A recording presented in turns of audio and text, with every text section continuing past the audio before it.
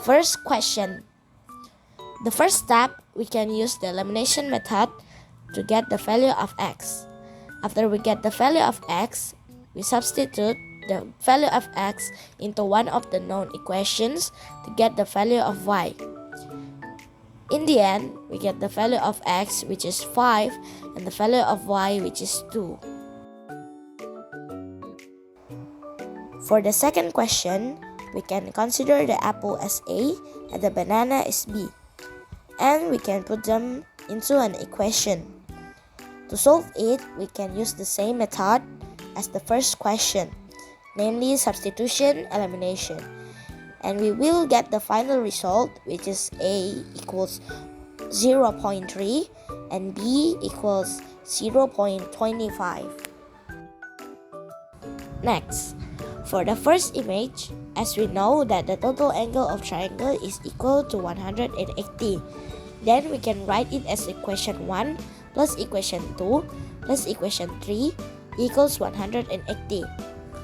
And for the second image, as we know it is a one-sided interior angle which when added together will produce 180. Then we can also write it as equation 1 plus equation 2 equals 180.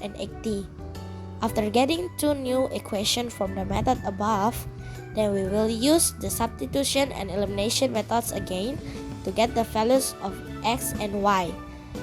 The final result of this problem is x equals 40 and y equals 25. Then number 4. We can look at this first equation to create a simple equation, and then we can insert them into the second equation. When it becomes x squared minus 4x minus 16 equals 0, we use factoring to get x1 and x2. After that, we plug it into the first equation to get y1 and y2.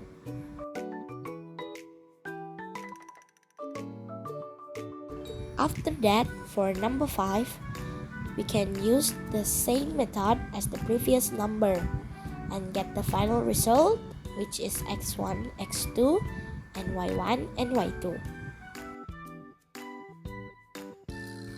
For the sixth question, from the question we can see that minus 1 is smaller than 9 plus n and 9 plus n is smaller than 17.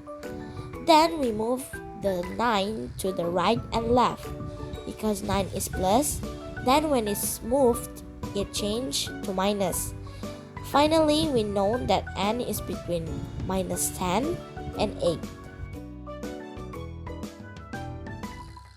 Next, equation 1, we move the similar one like numbers and numbers or variables with variables. For this equation, plus 8 moves from left to right and changes its sign to minus 8. And the final result is x is greater than 1. Then we can conclude that the line will point to the right. Equation 2, the number 7 moves from left to right. Because on the left it is a division, so when it's moved, it becomes a multiplication. We will get the final result, namely x is smaller than 7, then it can be concluded that the line will go to the left. We can draw it like this.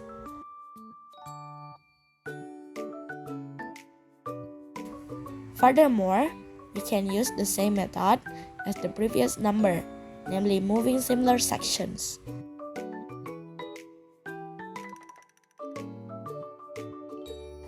We can draw it like this. Then for number 9, we can use the factoring method to get x1 and x2.